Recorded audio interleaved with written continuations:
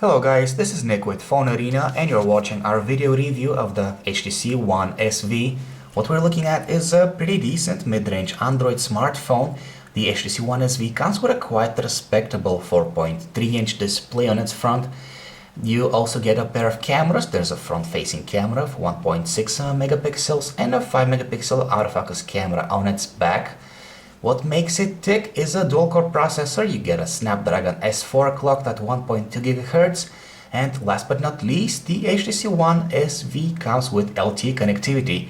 Actually, it can work in some parts of Europe and in some Asian markets, as well as the UK and even parts of North America. So let's check it out. Let's take it for a quick spin and see how it performs.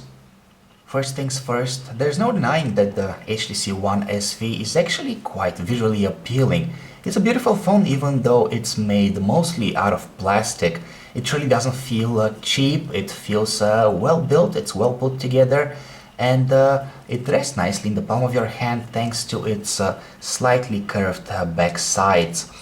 Moreover, we have to note that it's actually quite slim. It measures only 9.2 millimeters and it weighs only 122 grams, so it's also pretty lightweight. And as you can see, it is quite usable with a single hand. You don't really have to reach a lot to pull down the notification bar, and it's pretty effortless switching between home screens with a single hand. But one detail in particular that we're not too happy with is the earpiece grill of the HTC One SV. It just doesn't look nice and it spoils the look of the front side of the device. But that's nothing compared to the lock button that is positioned on the top side of the unit. Reaching it with your index finger is quite hard when you're holding the smartphone, and moreover, the button lacks tactile feedback and there's not sufficient response when you press it.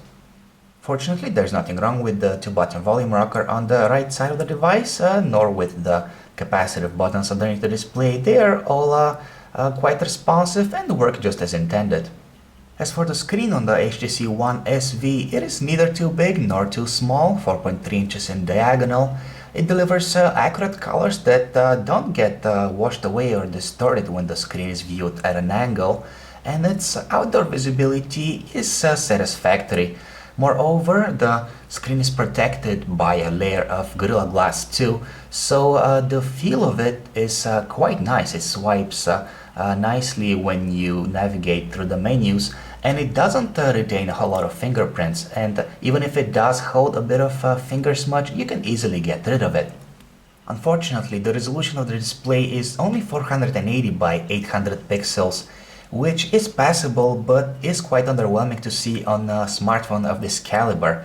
As a result, text and graphics don't look as sharp as we'd like them to, which makes things like surfing the web, for example, not as enjoyable. Out of the box, you get Android 4.0 Ice Cream Sandwich on the HTC One SV, which isn't the latest version of the platform anymore, but we'll keep our fingers crossed that an update to Jelly Bean gets released soon. The Sense 4.1 user interface, which comes installed on top of it, is both beautiful and functional. For example, here we are at the lock screen, which can host 4 shortcuts to applications of your choice. You just drag them towards the circle and they get launched instantly. And here we have the home screens, which you can customize with widgets of your choice. There's a ton of them preloaded, including a multitude of widgets. They're readers for your text messages, your emails, and for your feed from your favorite social networks. In addition, you get a widget for your music player and a quick gallery slideshow widget. Now let's take a quick look at the on-screen virtual keyboard. Here it is well spaced, quite responsive, and you also get this quite handy autocomplete bar that suggests what the next word you're typing might be. Inside the smartphone runs a dual-core Snapdragon S4 processor clocked at 1.2 GHz. There's also 1 GB of RAM and Adreno 305 graphics. Quite frankly, the smartphone doesn't need anything more than that because its performance is flawless 99% of the time.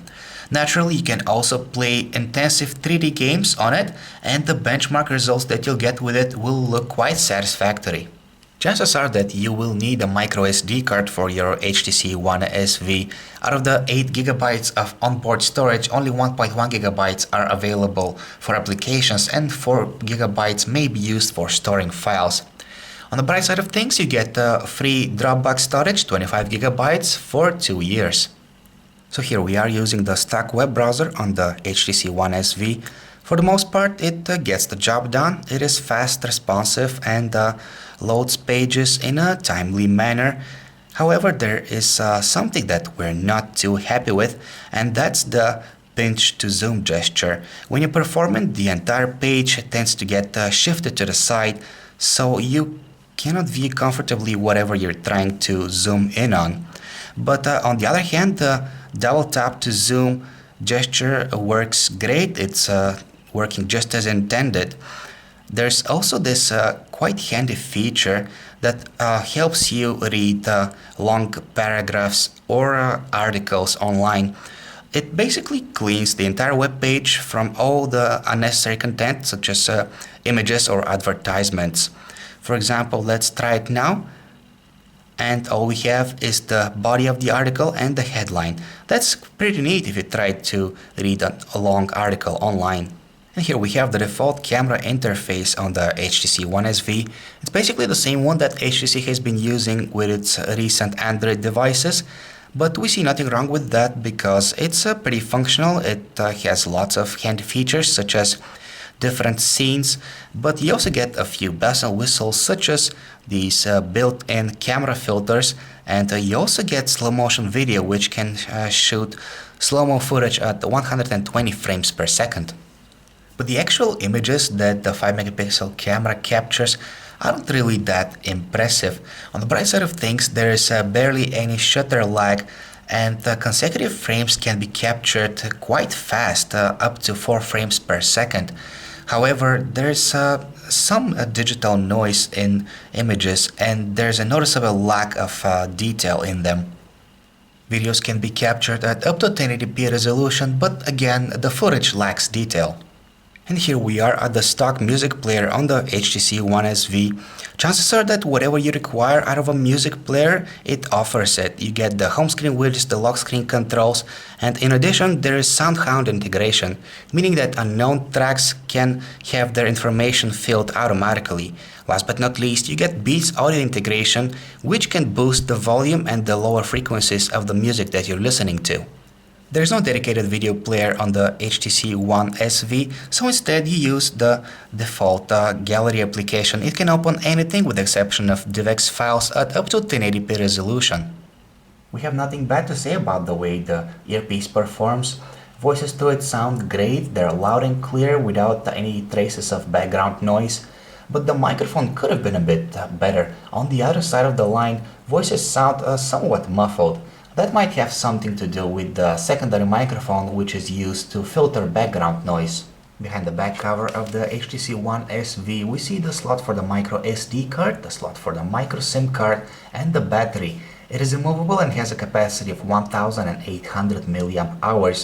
HTC doesn't give any official figures as to how long it should last on a single charge, but that mostly depends on the way you're using the phone and whether the LTE radio is in use often or not.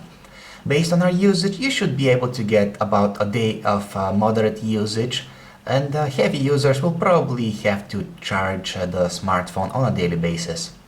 So that's the HTC One SV for you. It still has a few rough edges that should have been polished, but overall it's a solid mid-range offering, and the presence of LTE connectivity is definitely more than welcome.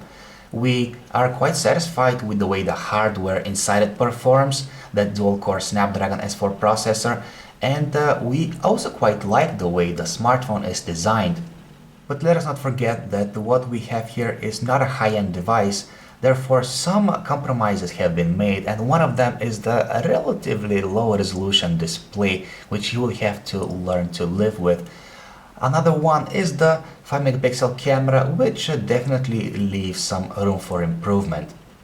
Thank you for watching our video review of the HTC One SV. This is Nick, And if you'd like to check out any of our other smartphone reviews, just visit our website phonearena.com.